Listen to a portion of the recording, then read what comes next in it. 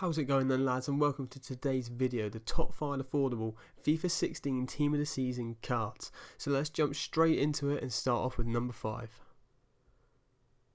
So at number 5 we have Jose Sousa. Now Sousa's Team of the Season card is really well rounded and overpowered in the cam position. For a card that's going around 20,000 coins at the time of making this video, you can't really go wrong. Now Sousa's free kicks is one of the biggest pros of this card, which they're amazing. Literally, if you haven't used this card, go out, buy him and just take free kicks with him. It is amazing. The precision free kicks and the power free kicks just hit the back of the net all the time. Another really good benefit of this card is his passing and dribbling. He's able to pick out anybody he wants with his passes, whether that's in the air or on the ground. And his dribbling, he can just go past anyone. He has such good dribbling. The only thing that I disliked about this card was his finishing. It wasn't clinical enough for my liking. However, if you use him as a playmaker role, of which I was doing, he is going to be absolutely fantastic, especially if you have a clinical striker up top and ahead of him on the pitch.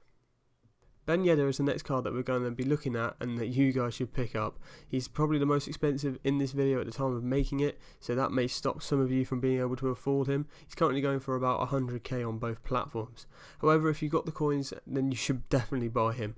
Ben Yedder is by far one of the most well-rounded strikers on the game, and his Team of the Season card has just made him 10 times better. He can do it all. He can score every type of goal that you can imagine. He's super clinical in front of goal, and he's also able to score magnificent long shots. One of the biggest pros of this card is that his heading is just amazing, literally amazing. If it's on target, it's pretty much going to go in, apart from if you head it straight down the middle. If you can put it to either side of the goalkeeper, he has no chance of getting there.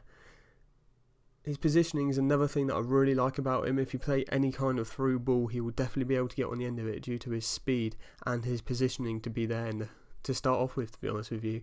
He's always looking to break past the defensive line, and once you are clean through, it doesn't matter what foot you tend to take the shot with, because he does have a 5-star weak foot, which just makes him absolutely deadly inside the box. His long shots are also pretty good if you're outside the box and you're finding it hard to break through, but with his 4-star skills you should be able to get into the box, to be honest with you.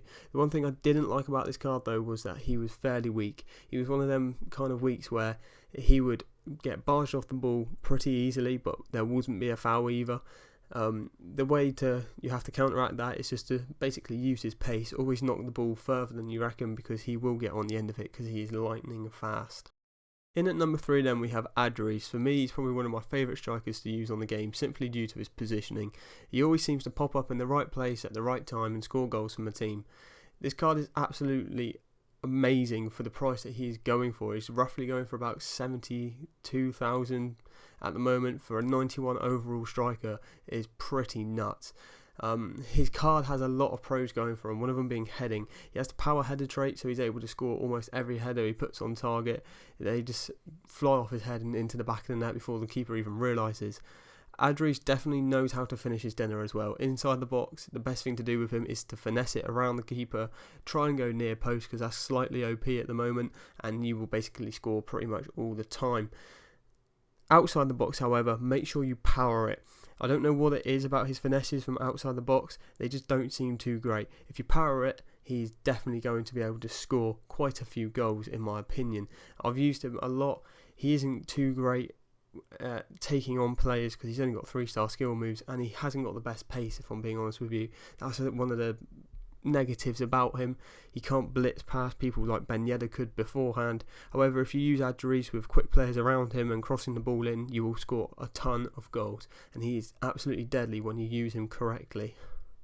Bonaventure takes the number 2 spot. Now I've included him in here for one reason. He is basically the cheaper alternative to Team of the Season Insigne. His crossing and long shots are by far the best things about this card. He is able to pick out almost anyone in the box with his crossing. However, to do so I would suggest you cross it on his stronger right foot, mainly due to him having a 3-star weak foot. It isn't always the most reliable thing in the world. This guy's stamina is nuts as well. He's almost running up and down the pitch, literally getting back and defending. And also, after the 75th minute, he kind of comes into his own because of his pace. You can knock long through balls, and because of his stamina, he's still got half a bar left pretty much, unless you keep spamming it down his wing, obviously. So he can always outpace a lot of the people off of the ball.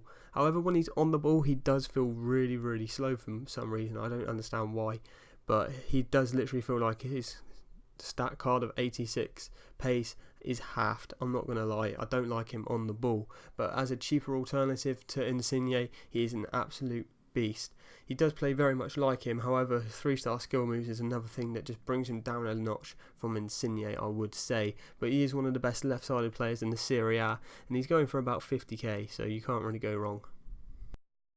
At number 1, and in my opinion the best affordable team of the season player on FIFA 16 is Rafael. This guy can do it all. He is deadly in front of goal, and he can also bang in long shots from way outside the box. Personally, I play this card as either a centre forward or as a cam. The main reason for doing this is because of his passing. This guy is probably one of the best passers on the game for me, and he can pick anybody out.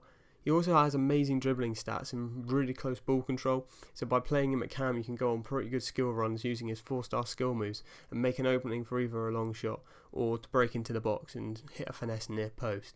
The only downside to this card is his pace. He isn't very quick. If you play a through ball to him, he will most likely lose the race in getting there. Another con to the card is also heading, but I think that comes as a standard if you have used his non-rare or previous informs. As a striker, he does limit you to putting crosses into the box because he is very, very short and he can't jump and he can't win headers. If he does win a header, it's probably just going to hit the top of his head and go miles over the bar, so I would avoid crossing with him just because he's got poor jumping and heading stats. However, if you use him to his strengths, then you will be scoring a lot of goals with this Rafael card, and he is one of the most fun cards to use out of all of these team of seasons, to be honest, in my opinion. So there we have it then, guys. That's been my top 5 most affordable FIFA 16 team of the season players that I've used, and I think most of you guys should use as well if you haven't got the amount of coins to be going out and getting the Insignes, the Higuains, the Luis Suarez's, and of course the Ronaldo. So thanks for watching this video, guys. If you enjoyed this video, make sure you hit that like button and subscribe to my channel if you're not already subscribed. Comment in the comment section down below of any other video ideas you want me to do, or if you prefer you can follow me on Twitter. The link for that is in the description. Share this video with your friends and I will catch you guys all next time.